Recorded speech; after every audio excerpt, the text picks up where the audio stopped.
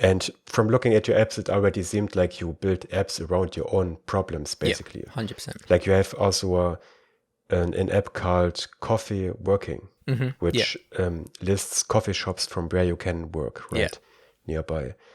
And yeah, it looked to me like this was something you would yourself be interested in as a yeah, coffee drinker. And this is also the best approach to go about app ideas, I think, to choose a problem that you have yourself. yeah, Not only because this way you know that this is a problem that actually exists, but also because you can then yourself see if this actually solves your problem in a way that's useful. yeah, I think if you try to build an app around a problem that you don't have yourself, then it's easy to miss the actual solution and just go for nice, shiny features, but it's not actually useful to the people who want to solve their problem. yeah, So I think this is the best approach to go about this.